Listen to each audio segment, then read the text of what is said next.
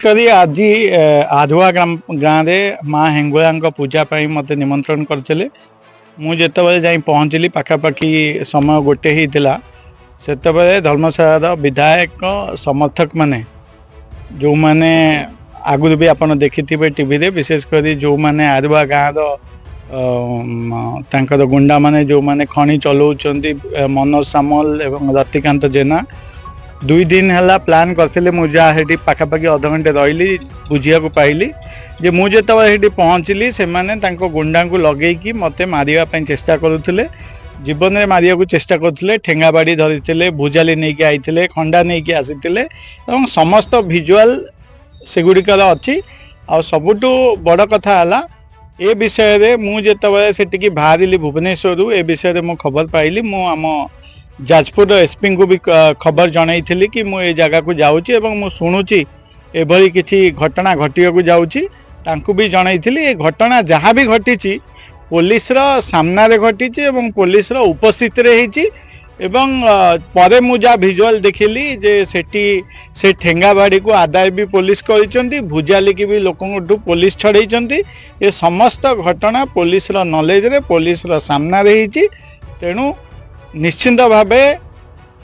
ये जो कार्यक्रम है निश्चिंत तो गोटे निंदनीय घटना सारा धर्मशाला आप देखिथे माँ हेंगुआ यात्रा चली सबुआड़े जमी आईपीएल मैच चली से माँ हेंगुआ पूजा को भी किणा जाऊँगी किंतु धन्यवाद देवी आदिवा ग्रामवासी को से पैसा रे भासी न जाए निमंत्रण करते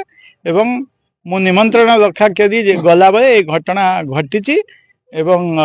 सेठिकार लोक माने एवं जो माने उपस्थित थिले जनसाधारण सहयोग रे मते ठीक भावे नेले आउ थे माँ का दर्शन कली मुंडिया मारिली माँ का आशीर्वाद नेली आसिली देखो विगत हाँ आपन देखि पारिबे भिजुआल भी अच्छी आपन भी कलेक्ट करि पारिबे कहले साधारण लोक लाइव भी चलथिला सेतिरे को भली भाबे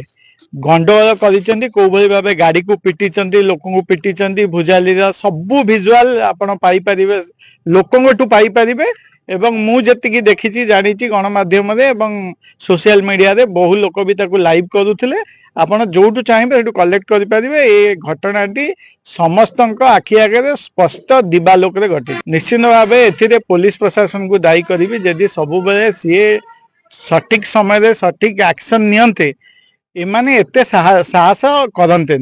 कहीं मु भी आगुरी बहुत समय बहुत थर एफआईआर देती मो घर उपर अटाक होबार एफआईआर हो मो गाड़ी उपर अटाक होबार एफआईआर हो मो गाड़ी को अंडा माडर कथा हो मु जेतेबेले जो समय भी पुलिस को जणैछि से कोनोसी कार्यानुष्ठान नहीं नांती सेतिपई आज एते साहस से माने करूछन्ती एवं धर्मशाला